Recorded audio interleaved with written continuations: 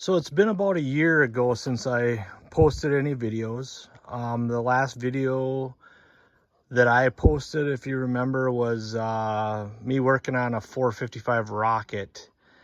And I was on the verge of doing some compression testing with it and found low compression on about 3 cylinders and kind of took the wind out of my sails. And I had way too many projects going on here at one time, and I was bouncing back and forth trying to decide what to do.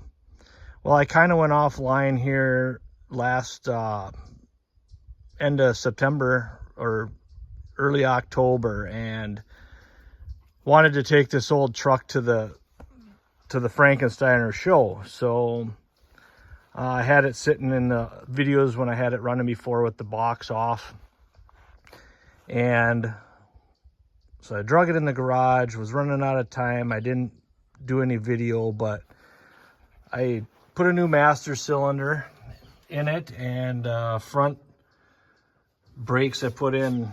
I don't have the wheels off or I'd show you, but I put new shoes and spring kits in, and it was getting to be last minute. We had it running good, got the brakes in, and I didn't do anything with the rears. Threw the box back on and started to bleed the brakes, and I blew a brake line back here. So I don't remember where exactly it is, but I broke a brake line. So we ended up trailering it to the car show. I know one other thing I did is I did a LMC single exhaust system. Maybe if I get around the other side you can see better, but basically manifold back, and I thought the kit fit pretty well. I made the mistake of over tightening the bolts here, so I've got issues here with that. I think I broke one of the studs, but it's pretty quiet actually. Ran it all the way back.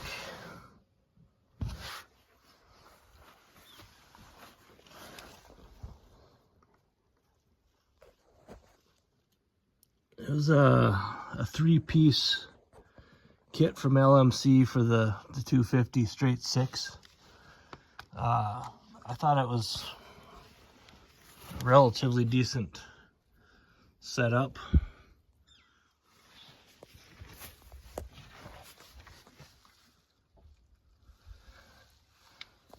And it comes all the way back here. I suppose you could add a extra tailpipe if a person wanted to, but actually I can fire it up here. I was surprised this truck sat all winter, because after the car show I ended up tucking it away, and I didn't even have to put gas in the car. Pretty quiet. So I was pretty happy with that. I got some pictures of my son-in-law. We ended up, since I blew the brake line, we ended up trailering it down to the car show. I got some good pictures down there and had a good time. Seen a lot of cool stuff. Still running on the old Derby tank here. Another thing I've been doing here the last few weekends is gas tank cleaning. Right now, last weekend I used muriatic acid and water mix and threw a bunch of rocks in there and shook her around and flushed it out till it was pretty clean, and still not perfect inside, but actually right now you can see I decided I was gonna, once I neutralized that and rinsed it out, I decided I was gonna try soaking it with vinegar water for, it's been in here about 3-4 days now. And you can see it's been spilling over. It's already flash rusting, so that's not good. I got to get this thing dumped out and cleaned out, flushed out before it gets any rustier inside. And hopefully it took some of the, I had about 2 pounds worth of rust come out of it here last weekend before I did the muriatic acid. So I hope it wasn't a bad idea to leave this soak. We'll see how it turns out. I guess worst case scenario, these tanks aren't that bad. A couple $100 you can get a new one. So it's actually what I'm gonna go do right now is see what I can come up with there. One of the biggest reasons, I'm just gonna shut this off for a minute so that you can hear, dealership I hadn't been at for a while, and I see this twin truck to this. It was a C20 or C10 version though, so this is a C20 3/4 ton. That was a half-ton truck. Really looked almost identical to this truck, but boy, it looked quite a bit cleaner. So I thought, well, what the heck? I'm just gonna stop in and see if it's for sale. You just never know. I figured probably not. It's at a dealership / shop. I won't say where, or I won't mention any names, but I went in and talked to the guy there, and I asked him about it, and he's like, it was a clean looking truck, but it was a Minnesota truck, not much different except for the rockers and the cab corners were good on it. So it had rust on this front fender like this. Obviously my rockers and cab corners are junk on this old rusty truck, but that truck had nice passenger side rocker, cab corner. The box was solid, probably less surface rust than this one. I asked the guy, I guess the frame, comparable to this probably. It was a Minnesota truck. This truck came out of South Dakota. Must have sat in the tall weeds for too long. Ate up these cab corners and rockers. But so I just asked him, I said, well, if you were to sell it, and he's like, well, I wouldn't take any more than, or any less than 10 grand for it, or I'd be asking 10 grand for it. I guess the truck had some sentimental value, and I understand that, but it's just got me thinking. And the box in it was just as bad as or worse than this. It had a crappy tailgate on it. I have a really nice one for it, but the driver's side rocker on that truck had about a couple quarter-sized holes on it. But he's like, $10,000 is what he would consider taking for it, or something around there. You know, money talks. $100 bills talk. And I just got to thinking how crazy priced all this old stuff has gotten. I get it, they're old trucks, but there's a lot of these out there. There's a ton of C20s, C10s, you know, Chevy Impalas, you name it. There's so much of it out there that I guess my only thought on it is either people really don't want to sell stuff, or the internet's just got everything so out of control. I was thinking I overpaid for this truck, and I'm not going to say how much I paid for it, but it was about 1/4 of what he's asking for his. That should pretty much tell you what I paid for this truck. It's crazy. I mean, to look at yes, it's a half-ton, so it's a little bit more desirable. But to think that thing was worth 10 grand, man, it would have, to me, a $10,000 truck better be Southern and super, super, super clean. But I guess as long as people keep paying over outrageous prices for this stuff, it's not going to change. But I'll just keep putzing with this old thing, and maybe eventually I'll try to get some rockers and cab corners in it, get this gas tank working, and just we're gonna try to at least trailer it to the Frankensteiner again in Cambridge, Minnesota this year. There's a car show next weekend, but I got my hands full right now. Oh, there's my other project sitting in there waiting to get something done to it, my Oldsmobile. Last year, you'll probably remember that car, and just had too many irons in the fire, too many projects going at once. I had 66 Impalas too, and decided to part all that out and probably just get rid of what's left. A lot of rust, and I was able to recover at least what I was into it and then made a little money on parting them out. So hopefully eventually I'll be sticking a little money into these. These are going to be my primary Zeus. My primary focus here are these two. I still have the parts truck in the woods for this, twin to this. But for when a guy's asking 10 grand for a barely, he said he had it running on a boat tank, a 307, and not a ton cleaner than this other than the rockers and cab corners. Well, I can put those on this truck. I guess maybe I'll have something worth something when I'm done, hopefully.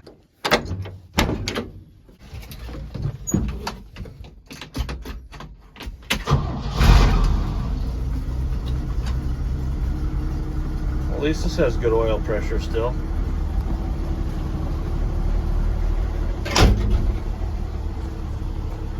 The goal was to drive it to the Frankensteiner, but I don't know if it's going to happen. We'll see.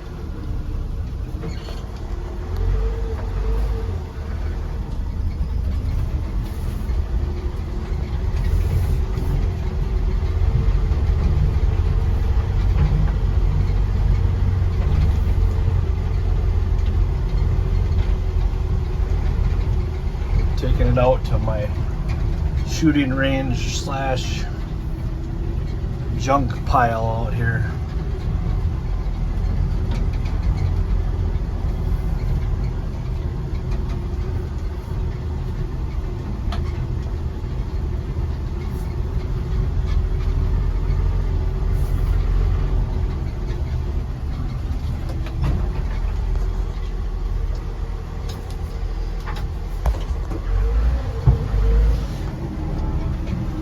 Sloshing out that vinegar water. It good and shook up, I guess. So I don't hit a tree over on my left shoulder. Or drive it in the pit since it's got no brakes.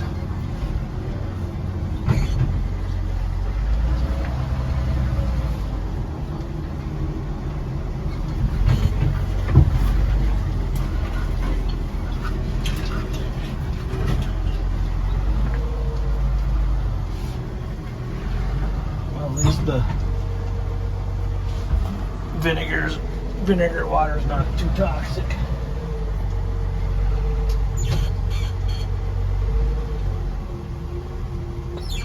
Better call that good because my tractor's not running to pull this thing out of the pit.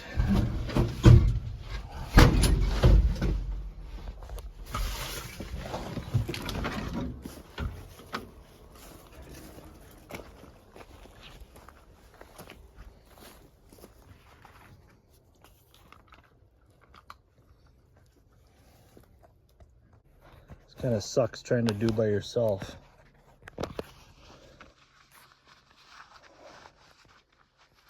Maybe I can lean it right there for now.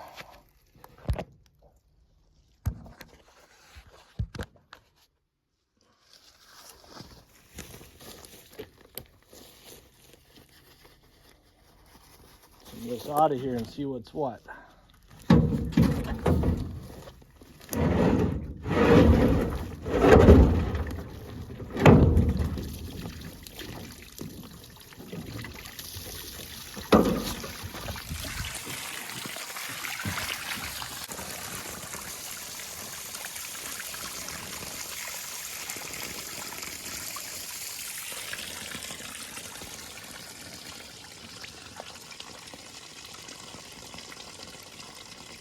I'm gonna leave some of this in there, and I got a bunch of rocks in it, so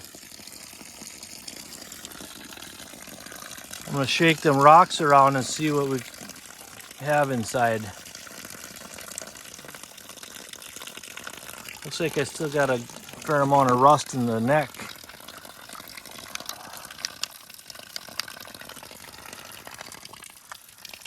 Oh yeah, a lot of rust in the neck still. I might end up just having to buy a new tank. There's a lot of screwing around to save a little money. But these days you gotta save every bit of money you can. Things are still crazy in the world. I don't have to tell you that. Looks like we still got quite a bit of rust in that. So I'll shake it around. But as I'm shaking this with all the rocks inside, I can see that it's breaking stuff loose. I'm impressed with that. You can't see it yet, but I'll show you what I'm talking about when I get it shook around and drained out here some more. I ended up using some pretty good sized rocks in here. I was going to use pea rocks, and I figured I could get bigger rocks in and out, so I took some out of a pile we had. You can hear that?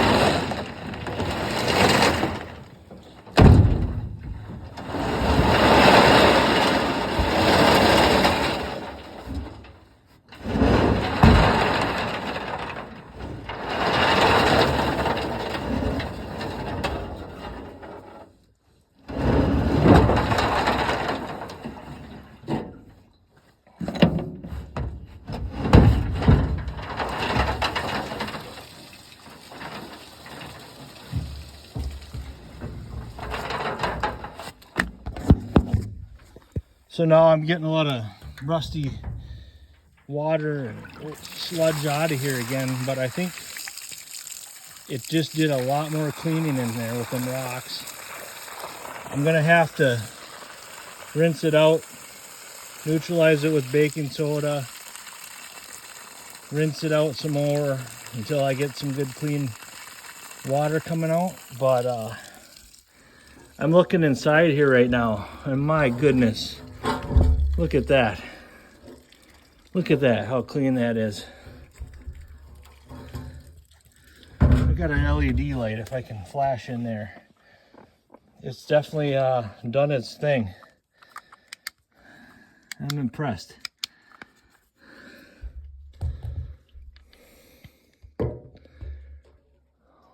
There's a little bit of rust in there, but my goodness, a lot of that might rinse out yet too. So I think this is going to work, and I think I'll be able to use this tank again.